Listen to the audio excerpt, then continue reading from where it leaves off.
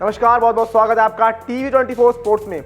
Cricket updates लगातार कम होने का नाम नहीं ले रही है और एक के बाद एक पटाखे फूट रहे। चाहे आप IPL की बात कर लो, दिवाली में अभी समय बचा हुआ है करीब 5-6 दिन का, लेकिन क्रिकेट अपडेट्स में जो पटाखे फूट रहे हैं वो ये संकेत दे रहे कि दीपावली आने वाली है। क्योंकि अगर हम बात करें IPL के लिहाज से तो वहां पर जिस तरह कैप्टनसी को लेकर कंट्रोवर्सी चल रही है, बिकॉज 7 से 8 टीमें ऐसी हैं जिनके कैप्टन्स का भी पता ही नहीं है कि कैप्टन होंगे कौन। एंड इसके बाद जब बात करते हैं अभी हम इंडिया वर्सेस न्यूजीलैंड के सेकंड टेस्ट मैच की, तो यहां पर भी रोहित शर्मा जब टॉस के लिए आए तो उन्होंने एक नहीं, दो नहीं, 3 बड़े पटाखे फोड़े। अब यहां पर 3 बड़े चेंजेस कर डाले और ये शायद 1 से 2 चेंजेस तो आप एक्सपेक्ट कर रहे थे, लेकिन ये तीसरा चेंजेस हुआ है ये आपको थोड़ा शॉक जरूर करेगा। लेकिन because first test match India हारी थी तो शायद उसका नतीजा है कि आप यहां पर चेंजेस करने को वो कहते हैं ना कि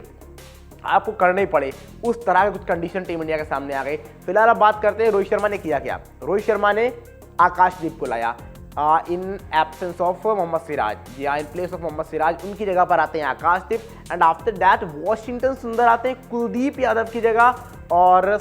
शुभमन गिल जो कि फिट हो चुके हैं वो आते हैं KL राहुल की जगह। अब पहले बात करते हैं आकाशदीप और सिराज वाले मुद्दे पर। तो आकाशदीप और सिराज से कहानी तो ये थी कि ठीक है भाई, सिराज बहुत लंबे से खेलते हुए आ रहे थे, थोड़ा आप कहते हो थकावट जिसको होता है, तो आप एक प्रकार से ये कह सकते हो सिराज को हमने रेस्ट दिया बिकॉज भाई परफॉर्मेंस नहीं आ रही थी इस टाइम पर, आप थोड़ा सा डाउन नजर आ रहे थे। तो बहुत बढ़िया फैसला कहूँगा मैं, बहुत अच्छा मूव कहूँगा। But on the other hand जब आप आते हो कुलदीप यादव के ऊपर, तो कुलदीप यादव वाला जो फैसला है वो कुछ वैसा नजर आता है जब 2021 वर्ल्ड कप में सिलेक्टर्स ने टीम इंडिया का स्क्वाड अनाउंस किया था, तो वहां पर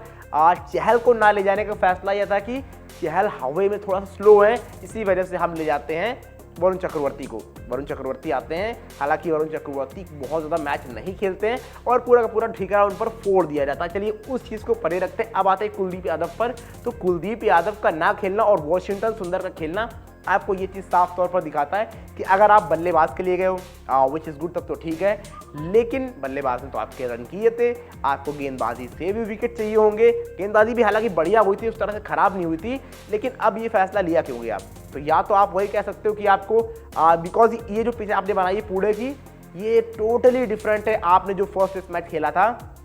बेंगलोर में, यहाँ पर आप देखोगे कि 10 ओवर्स के आसपास ही आपको स्पिनर्स नजर आ जाएंगे, जो कि आज जब मैं ये वीडियो रिकॉर्ड कर रहा हूँ तो आ चुके हैं और अश्विन ने आते एक विकेट ले लिया है। तो ये आपको साफ तौर पर दिखा रहा है कि उस तरह के बॉलर चाहिए होंगे तो थोड़ा सा स्किटी हो, इनका बॉल पढ़कर निकलता हो आगे, बहुत ज़्यादा आप टर्न के लिए नहीं जाएंगे क्योंकि टर्न पिच में मौजूद है। तो जब आप तेज डालेंगे तो वो जब गड्ढों में पड़ के, जिसको आप कहते हो ना, जिस तरह की गड्ढे पिच बनी हुई है, उन गड्ढों में चल के बहुत तेज निकलेगा, और वो उस तरह की बॉलर शायद टीम इंडिया चाह रही थी। एंड दैट्स द रीजन कि वॉशिंगटन सुंदर जो स्क्वाड में नहीं थे उनको स्क्वाड में लाया जाता है और अब कुलदीप यादव की जगह वो इस मैच में खेल रहे हैं। लेकिन अब जो थर्ड और सबसे बिग मोमेंट है, KL राहुल वर्सेस सरफराज खान या शुभमन गिल, पूरा का पूरा मुद्दा चल रहा था, इस पर क्या कहानी है? तो इस पर गौतम गंभीर कल आए थे प्रेस कॉन्फ्रेंस में, उन्होंने ये साफ तौर पर कहा था कि ठीक है भाई, आउटसाइड नॉइज चल रहा है, उसको आउटसाइड ही रहने दो, हमको फर्क नहीं पड़ता कि क्या कह रहा है सोशल मीडिया, क्या कह रहे हैं लोग, they will not decide what we want. उन्होंने कहा कि हमको फर्क नहीं पड़ता कि आउटसाइड नॉइज क्या कह रहा है, सोशल मीडिया क्या कह रहा है, हमको ये फर्क पड़ता है कि हमारी टीम के लिए बेटर क्या है, कंडीशंस क्या कह रही है, एंड दैट्स द रीजन कि इसकी तरह से हम टीम बनाएंगे, हमें फर्क नहीं पड़ रहा है कौन आ रहा है क्या कह रहा है। ये सारी चीजें गौतम गंभीर ने साइड की थी। और लेकिन जब अब टीम अनाउंस हुई, और ये मैंने कल आपको बताया भी था कि गौतम गंभीर ने ठीक है बोला है कि हमें फर्क नहीं पड़ता कि कौन क्या कुछ कह रहा है KL राहुल के बारे में, हम अपने हिसाब से और कंडीशंस के लिहाज से टीम बनाएंगे। लेकिन उसके बाद मैंने कहा था आपको कि भले गौतम गंभीर ने ये बोला, लेकिन बावजूद इसके, डिस्पाइट द फैक्ट, आप देखोगे कि साफ तौर पर आपको हो सकता है KL राहुल खेलते हुए नजर ना आए। और इसका रीजन नहीं है कि जो सोशल मीडिया हाइप चल रहा है, क्रिटिसिज्म हो रहा है KL राहुल का, इसका जो रीजन है साफ तौर पर वो ये देखोगे कि गौतम गंभीर जाएंगे KL राहुल से बात करेंगे, कह देंगे बेटा तू यहाँ पर बैठ, बिकॉज तुम्हारी जगह अब भी नहीं बन रही है, क्योंकि जो कंडीशंस है यहाँ पर पूरे टेस्ट मैच में वो टोटली डिफरेंट है अगर आप कंपेयर करोगे बेंगलोर टेस्ट से। और ये उस तरह की जो कंडीशंस हैं जिनमें टीम इंडिया पिछले कुछ 1-2 सालों से खेल रहा था, जिस तरह की पिचेस श्रीलंका में होती हैं, जिस तरह की पिचेस बांग्लादेश में होती, गड्ढों टाइप की, उस तरह की ये पिच है और वहां पर केएल राहुल की परफॉर्मेंस बहुत बढ़िया नहीं आई है, ये आपको मानना पड़ेगा। And that's the reason Gautam Gambhir ने कहा केएल राहुल आप बैठो, और शुभमन गिल जो फिट हो चुके हैं तो वो सीधे आ जाएंगे साफ तौर पर, और सरफराज खान जो वो पहले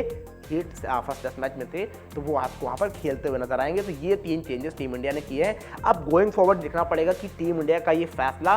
कितना बेहतर साबित होता है, कितना खराब साबित होता है। लेकिन अगर अब मैच के लिहाज से आप बात करते हैं तो टीम इंडिया जो बॉलिंग कर रही है, तो टीम इंडिया के लिए ये भी होगा कि कितनी जल्दी आप ऑल आउट करते हो अगर उस तरह की गड्ढों वाली पिच है, क्योंकि जो कि हमको नजर आ रहा है जब पेसर्स या थोड़ा सा वो जो होता है ना मिट्टी उड़ना, वो स्टार्ट हो चुका था। एंड दैट्स द रीजन कि अगर ये मैच इतना ज़्यादा लेट जाएगा और 4th इनिंग में बैटिंग आपको करनी है तो समस्याएं होंगी। तो टीम इंडिया ये सोचे कि जल्दी से जल्दी न्यूजीलैंड को निपटाया जाए और फिर बैटिंग करने आया जाए, और फिर देखा जाए कि आप लीड ले सकते हो, क्योंकि आपको लीड चाहिए रहेगी पहली इनिंग में, बिकॉज 4th इनिंग में बैटिंग करना इस तरह के कंडीशंस में आपके लिए बहुत ज़्यादा मुश्किल हो जाएगा। तो वो सारी चीज़ें गौतम गंभीर और आई थिंक मुझे लगता है कि रोहित शर्मा भाप चुके होंगे। हालांकि टॉस जिसको कहते हो ना कि आपके हाथ में नहीं होता कि टॉस कौन जीत रहा है, और यही फायदा न्यूजीलैंड को कर गया कि वो टॉस जीत गए। इस तरह की पिचेस पर आप कहते हो तो टॉस बहुत इंपॉर्टेंट हो जाता है कि आप बैटिंग फर्स्ट कर रहे हो सेकंड कर रहे हो, क्योंकि फर्स्ट में अभी मिट्टी उड़ना स्टार्ट हुई है,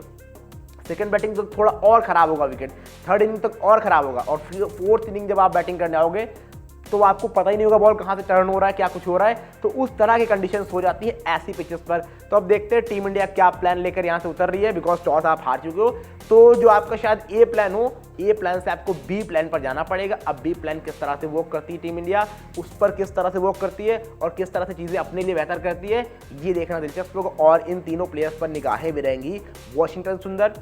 इसके बाद सरफराज खान, इसके बाद आप देखोगे साफ तौर पर आकाशदीप, जिनको सिराज की जगह पर लाया गया है, जो कि थोड़ा से फीके नजर आ भी रहे थे।